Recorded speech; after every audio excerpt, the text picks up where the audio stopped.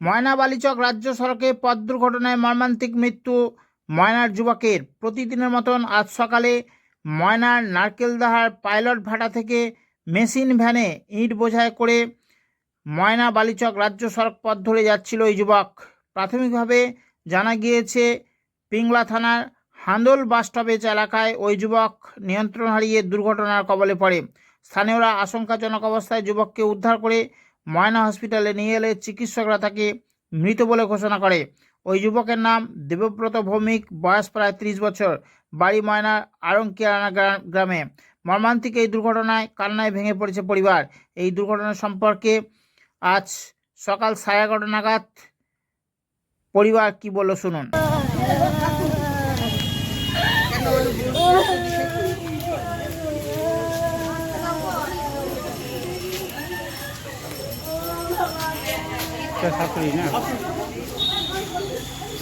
সাড়ে 7টার দিকে হ্যাঁ, ভাত খেয়ে দিয়ে বাড়ি থেকে বেরিয়ে গেছে। 7:30টার সময় বেরিয়ে গেছে। তারপরে তারপরে এই তো আমার মালিক ঘরে ছিল, হ্যাঁ শাশুড়ি ঘরে ছিল, সবাই ঘরে ছিল। হ্যাঁ বলে যে তাহলে সবাই একসঙ্গে ভাত, মানে যে যার তো আলাদা, তো বলে যে ভাত টাত খেয়ে দিয়ে যে যার কাজে বেরিয়ে যাবো।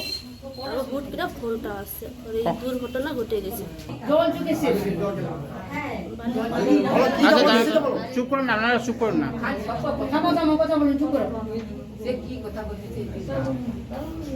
কিছু তো বলতে পারবো। আপনার নাম দিদি? শান্তি ভূমি, শান্তিভূমি। যে হয়েছে, অ্যাক্সিডেন্ট হয়েছে, তার নাম? তার নাম হচ্ছে দেবব্রত ভূমি, আচ্ছা, আমার দেবর।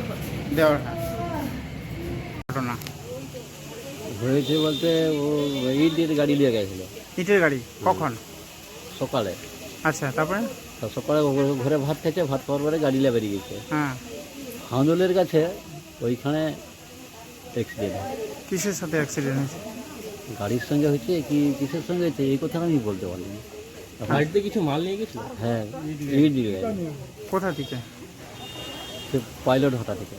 পাইলট ভাড়া বলতে কোন জায়গাটা? নারকেল দাসের কাছে। কতদিন যাবত এই গাড়ি চালাচ্ছে? গাড়ি 1 বছর।